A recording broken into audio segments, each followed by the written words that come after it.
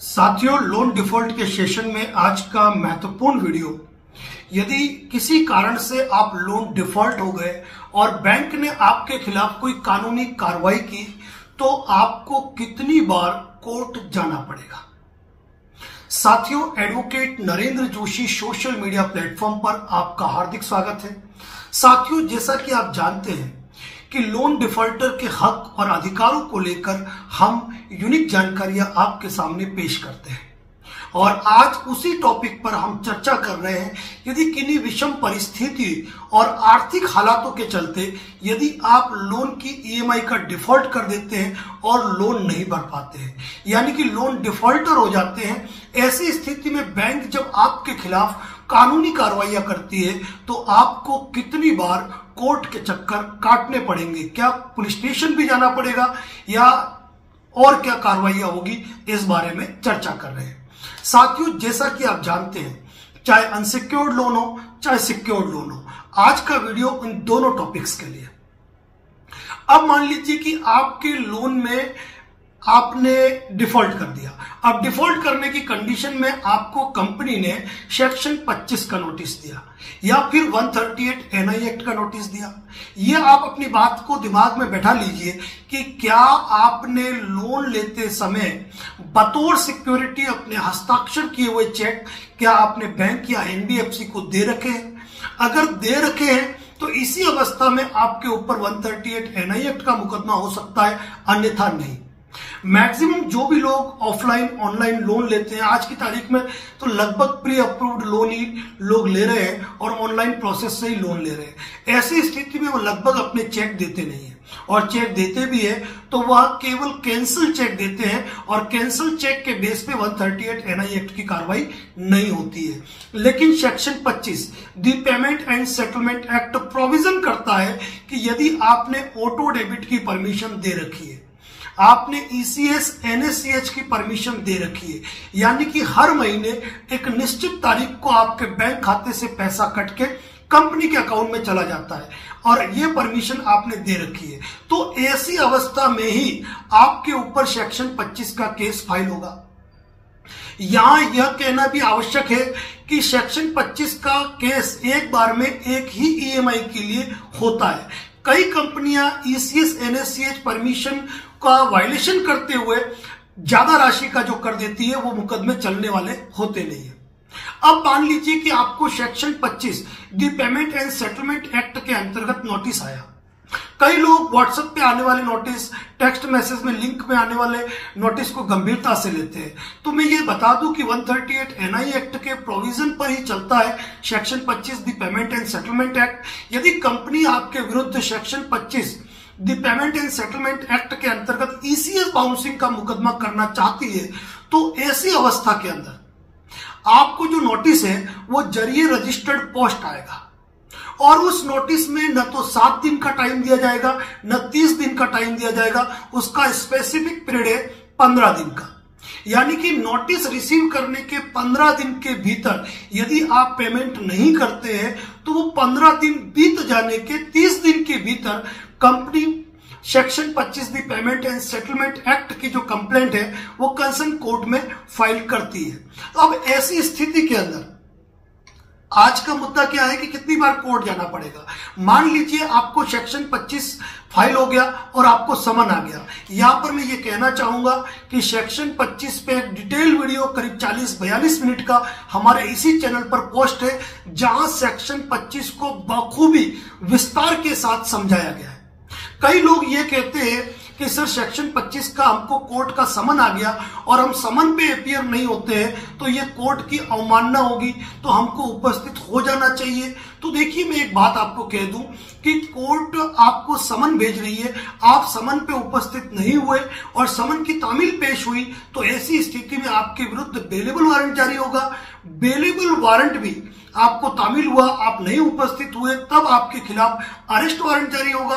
Arrest warrant भी मैं क्या कह रहा हूं, उसमें भी आपकी तामील नहीं हो पा रही है और यदि आपके खिलाफ मफरूरी वारंट यानी कि स्टैंडिंग वारंट भी जारी हो गया ना, ऐसी कंडीशन में जब आप फर्स्ट बार कोर्ट में अपीयर होंगे, एट द टाइम आपको उसी समय बेल मिलेगी। आप यह न सोचें क्योंकि ये एक बेलेबल ऑफेंस है और बेल आपका राइट है। यदि आप समन पर भी कोर्ट में उपस्थित होते हैं तो भी आपको जमानत मुचल के पेश कर रहे हैं, और यदि आप बेलेबल वारंट पे उपस्थित हुए, अरेस्ट वारंट पे या फिर स्टैंडिंग वारंट पे, किसी भी कंडीशन में अगर आप उपस्थित होते हैं तो आपको अपने जमानत मुचल के पेश करने होंगे। यहां एक दिमाग में बात होती है कि हम यहाँ के हैं, मामला कलकत्ता में चल रहा है तो हमको हर पेशी उपस्थित होना पड़ेगा। जी ऐसा बिल्कुल नहीं है। जब आप कोर्ट में बेल करवा रहे हो आपको उस समय अपीयर होना है, और एक आपको अपीयर होना है चार्ज के टाइम में, जब चार्ज फ्रेम होता है जिसे कि आरोप सारांश कहा जाता है। आप उसी समय आरोप सारांश को क्लियर कर सकते हैं कि भाई जब बेल ली उसी समय चार्ज सुना दिया। अब यहां पर आपको 2 बार उपस्थित होने की जरूरत नहीं है, और चार्ज जो है वो जरिए अधिवक्ता भी सुनाया जा सकता है, जरिए एडवोकेट भी। यानी कि आपको फर्स्ट कब अपीयर होना है, खुला बता दिया मैंने कि आपको अपीयर होना है बेल करवाने के लिए। बेल करवाने के बाद 5 हियरिंग चले, 10 हियरिंग चले, 15 हियरिंग चले, आपको हियरिंग पे उपस्थित होने की जरूरत नहीं है। केवल आपके अधिवक्ता, आपके एडवोकेट उपस्थित होंगे और वो आपकी ओर से एप्लीकेशन मूव करेंगे कि आप कोर्ट में उपस्थित नहीं हो पा रहे हो, आपको हाजिरी माफी यानी कि कोर्ट में नहीं आने की परमिशन। मेरे कहने का मतलब यह है कि आपकी हाजिरी माफी पेश हो जाती है कि आप किस कारण से कोर्ट में उपस्थित नहीं हुए। आप लगातार हाजिरी माफी पेश कर सकते हैं, ऐसा कोई बाउंडेशन नहीं है। अभी हाल ही में राजस्थान हाईकोर्ट ने भी इस मैटर में कहा है कि चेक बाउंस के मुकदमों के अंदर जो है अर्ध आपराधिक प्रवृत्ति और अर्ध सिविल प्रकृति के, ऐसी स्थिति में प्रत्येक हियरिंग पर आरोपी का उपस्थित रहना अनिवार्य नहीं है। जब उसकी उपस्थिति अनिवार्य हो तभी उसको उपस्थित रखा जाना चाहिए। तो यहां पे कह दूं कि जब आपने बेल करवा दी तब आपको अपीयर होना है। उसके बाद जो पिटिशनर है जिसने कि आपके खिलाफ केस फाइल किया है, कंपनी एनबीएफसी, वो अपना साक्ष्य का शपथ पत्र पेश करेगा, अपने डॉक्यूमेंट एग्जिबिट कराएगा, आपके वकील साहब उनको क्रॉस करेंगे, और क्रॉस के दौरान चूंकि ये लोन का मैटर है, लोन के मैटर में आपके वकील साहब 91 सीआरपीसी की एप्लीकेशन जो बीएनएसएस के अंदर चेंज हुई है उसके अंतर्गत एप्लीकेशन लगा के जो भी डॉक्यूमेंट सामने वाले ने प्रेजेंट नहीं किए हैं, चाहे वो कंपनी का रजिस्ट्रेशन सर्टिफिकेट हो, कंपनी के आर्टिकल मेमोरेंडम हो, पावर ऑफ अटॉर्नी पर कोई ऑब्जेक्शन हो, लोन डॉक्यूमेंट संबंधित कोई डॉक्यूमेंट पेश नहीं किए तो वो पेश करने के लिए एप्लीकेशन लगा के उन एप्लीकेशन को भी तलब कर सकते हैं। यानी कि 2, 4, 6 बार इसमें वो अपनी जीरा भी आगे बढ़ा सकते हैं। इसके बाद जब स्थिति आती है बयान मुलजिम की, जहां आपको पूछा जाता है कोर्ट द्वारा कि भाई जो एनबीएफसी ने या जो कंप्लेनेंट ने जो आपके ऊपर ये आपके खिलाफ जो बयान दिए हैं उस बयान में आपका क्या कहना है। यानी कि फर्स्ट आपको अपीयर कब होना है, जो बेल करवाते हैं उस टाइम, और सेकंड बयान मुलजिम के स्टेज पे। उसके बाद यदि आप अपनी तरफ से कोई बयान देना चाहते हो साक्ष्य प्रतिरक्षा में तो आप उपस्थित हो सकते हो। तो कहने का मतलब पूरी प्रक्रिया के दौरान प्रत्येक पेशी पर आपका न्यायालय में उपस्थित होना अनिवार्य नहीं है। और ये सुन लीजिए कि जब कोर्ट का जजमेंट होता है उस दिन आपको उपस्थित होना होता है। उस दिन कोई आपको जेल नहीं भेजा जाता है, क्योंकि इन मामलों में चेक या ईसीएस से दोहरी राशि तक का मामला है, तब के जुर्माने लगाए जाने का प्रावधान है और 2 वर्ष तक के कारावास का प्रावधान है।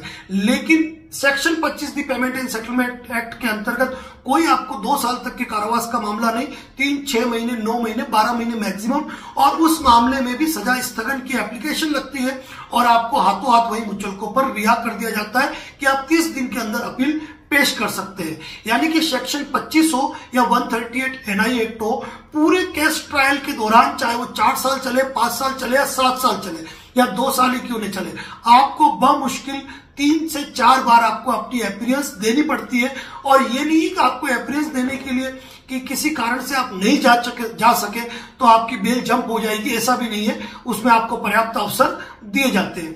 इसके अलावा एक बात खुला कह दूं कि यदि आपने कोई गलत डॉक्यूमेंट नहीं दिए, कोई फेक आपने मतलब कोई डॉक्यूमेंट एग्जीक्यूट नहीं किए, तो ऐसी अवस्था में कोई पुलिस कार्रवाई नहीं होती है, कोई 420, 406 का मुकदमा दर्ज नहीं होता है, नहीं आपको जेल जाना पड़ता है। केवल सेक्शन 25 और 138 एनआई एक्ट ऐसा मैटर है जहां आपको कोर्ट में जाकर अपनी जमानत करवानी होती है। और वैसे मैं कह रहा हूं इस मैटर में 40 मिनट का ब्रीफ वीडियो हमने पोस्ट किया है, जिसको देखेंगे तो A to Z जानकारी आपको मिल जाएगी। इसके साथ ये भी बता दूं कि मुकदमे 2, 5 साल, 10 साल भी चलते हैं। और यहां पर अब यह जानना भी जरूरी है कि सिक्योर्ड लोन में चाहे सरफेसी एक्ट की कार्रवाई हो, अनसिक्योर्ड लोन में चाहे आर्बिट्रेशन की कार्रवाई हो, कोई लोन रिकॉल के नोटिस वगैरह आते हैं, तो इन मामलों में कहीं पर भी आपकी पुलिस कार्रवाई नहीं होती है। आर्बिट्रेशन का मतलब कोर्ट नहीं होता है। आर्बिट्रेशन का मतलब एक मध्यस्थ होता है जो मध्यस्थता की भूमिका निभाकर वह अपना अवार्ड पारित करता है। और यदि आप प्रायर नोटिस जारी करते हैं, रिकवरी एजेंट को इंटीमेशन लेटर से कवर करते हैं और आर्बिट्रेशन का रिप्लाई फाइल करते हैं, तो वहां पर आर्बिट्रेशन भी आपकी सहमति के बिना कोई आर्बिट्रेशन का अवार्ड पास नहीं कर सकता है, और करता है तो उसको भी एग्जीक्यूशन के लिए आपके जिला न्यायालय में आना पड़ेगा और सिविल हक रसी का केस, एग्जीक्यूशन का केस फाइल करना पड़ता है, जहां पर भी आपके कोर्ट का नोटिस आपको आएगा। और वहां पर भी यदि आप कोर्ट में उपस्थित नहीं होते हैं, अपने एडवोकेट को वकालतनामा देते हैं, तो आपकी तरफ से अपना एडवोकेट, जो एडवोकेट है आपका, वह अपीयर होकर आपके केस को लीड करता है। इसके अलावा किसी भी प्रकार का रिकवरी सूट फाइल किया जाए या लोक अदालत का मामला किया जाए, तो उन मामलों के अंदर भी आप अपने अधिवक्ता को अपॉइंट कर सकते हो। तो कहने का मतलब आज इस वीडियो का कुल मिला के मुद्दा यह था कि यदि आप लोन डिफॉल्टर हो चुके हैं, तो ऐसी अवस्था में केवल सेक्शन 138 एनआई एक्ट और section 25 the payment and settlement act के अंतर्गत ही आपको कोर्ट में अपीयर होना पड़ता है और अपनी बेल करवानी पड़ती है। इसके अतिरिक्त कोई और केस इस संदर्भ में फाइल नहीं होता है। बाकी जो भी केस फाइल होते हैं, चाहे वो आर्बिट्रेशन का हो, रिकवरी सूट का हो, सरफेसी एक्ट, सिक्योर्ड लोन के मैटर में हो, यानी कि जो भी केसेस होते हैं वह सभी दीवानी प्रकृति के होते हैं, और दीवानी प्रकृति के मामलों में आपको कोर्ट में उपस्थित होकर बेल करवाने की कोई आवश्यकता नहीं होती है। साथियों, आपका लोन डिफॉल्ट से जुड़ा कोई भी टॉपिक हो, मैं दावे के साथ कहता हूं कि advocate Narendra Joshi YouTube channel और फेसबुक पेज पर जो कंटेंट आपको देखने मिलेगा वो कहीं भी नहीं मिलेगा। यदि आप लोन डिफॉल्टर हो चुके हैं, यदि आपकी विषम आर्थिक परिस्थितियां चल रही है और किन्हीं हालात के चलते यदि आप लोन नहीं भर पा रहे हैं, तो यह अपराध नहीं है। इसके लिए कोई जेल की सजा का प्रावधान नहीं है। कोर्ट में यदि कोई कार्रवाई होती है तो बिना नोटिस दिए कोई कार्रवाई नहीं की जा सकती, इसका आपको ध्यान रखना है। और लोन लेकर लोन भरना एक गलत प्रथा है जो आपको कर्ज के दलदल में डुबाती है। यदि आप लोन के दलदल में फंसे हुए हैं, यदि आपका कोई मित्र लोन के दलदल में फंसा हुआ है, तो उसको ये वीडियो जरूर शेयर करें, क्योंकि ये वीडियो और हमारे चैनल पर जितने भी वीडियो पोस्ट है उनको कोई गलत कदम उठाने से रोकेंगे और उनको अपने जीवन में नया संचार लाने का मौका देंगे। साथियों, लोन डिफॉल्ट से रिलेटेड ढेरों वीडियो पोस्ट है। आपका कोई भी सवाल है, केवल चैनल पर विजिट करें, आपके हर सवाल का जवाब यहां मौजूद है। इसके बाद भी यदि आप कॉल बुक करना चाहते हैं तो दिए हुए नंबर पे व्हाट्सएप मैसेज या कॉल करके आप कॉल बुक करवा सकते हैं। और एक बात ध्यान रखिएगा, कई लोग कहते हैं कि सर हम लोन सेटलमेंट करवाना चाहते हैं, उसके लिए कितनी फीस होती है। साथियों, मैं कई बार बता चुका हूं आपको और आज फिर बता रहा हूं कि लोन सेटलमेंट केवल और केवल बैंक और आपके बीच का मैटर है, जिसमें तृतीय पक्ष का कोई रोल नहीं है। इसके लिए कोई भी पैसा कमीशन के नाम पर कहीं पर देने की गलती बिल्कुल भी नहीं करें, बिल्कुल भी नहीं करें। लोन से रिलेटेड हमारे द्वारा कोशिश की जाती है कि जितने भी हमारे दिमाग के अंदर जितने भी नए टॉपिक्स आए उनके बारे में आपको जानकारी दी जाए।